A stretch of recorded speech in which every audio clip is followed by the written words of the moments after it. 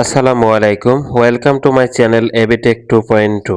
আশা করি আপনারা সকলেই ভালো আছেন। আজকে আমরা যে বিষয়টি নিয়ে কথা বলবো সেটা হচ্ছে আপনারা কিভাবে ফোনের ডায়াল প্যাড দিয়ে এমার্জেন্সি ব্যালেন্স ফোনে নেওয়া আছে কিনা এটা চেক করতে পারবেন। তো এইটা দেখানোর আগে আমি আপনাদের বলতে চাই যারা এখনো আমার চ্যানেলটিকে সাবস্ক্রাইব করেননি অবশ্যই চ্যানেলটিকে সাবস্ক্রাইব করে রাখবেন এবং পাশে থাকা বেল আইকনটি অন করে দিবেন যাতে টেক রিলেটেড যে কোনো ভিডিও দিলে সর্বপ্রথম আপনার কাছে এই নোটিফিকেশনটা চলে যায়। তো এখন এইটা করার জন্য আমরা অনেক ক্ষেত্রে কিন্তু টাকা রিচার্জ করার আগে আমাদেরকে ফোনে এমার্জেন্সি ব্যালেন্স কত টাকা আছে অথবা এমার্জেন্সি ব্যালেন্স নেওয়া আছে কিনা এটা চেক করার প্রয়োজন হয়ে থাকে।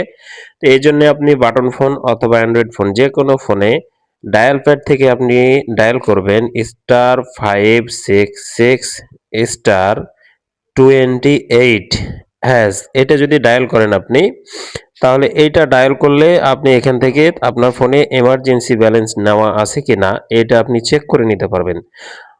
যদি না থাকে তাহলে আপনি বুঝতে পারবেন এখানে কি বলেছে you have not available emergency balance অর্থাৎ আমার এখানে কিন্তু কোনো এমার্জেন্সি ব্যালেন্স নেওয়া নাই যার কারণে বলছে নট অ্যাভেলেবল এমার্জেন্সি ব্যালেন্স।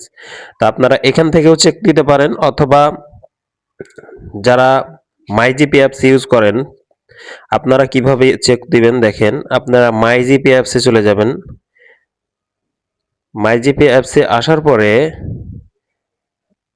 এখানে নিচের দিকে দেখেন আপনারা মাইজিপি এই যে এখানে নিচে সার্ভিস লেখা অপশনে ক্লিক দিবেন। এখানে আসার পরে আপনি এখান থেকে দুইভাবে চেক দিতে পারবেন। এখানে যে এমার্জেন্সি আছে এমার্জেন্সি ব্যালেন্স আপনি এইখানে যদি ক্লিক দেন তাহলে কিন্তু আপনার ফোনে কয় টাকা এমার্জেন্সি নিতে পারবেন এটা কিন্তু দেখাবে। আমি যদি এখন আমার ফোনে এমার্জেন্সি ব্যালেন্স নিতে চাই তাহলে সেক্ষেত্রে কিন্তু 18 টাকা এমার্জেন্সি ব্যালেন্স দিবে অর্থাৎ এলিজেবল আছে 18 টাকা।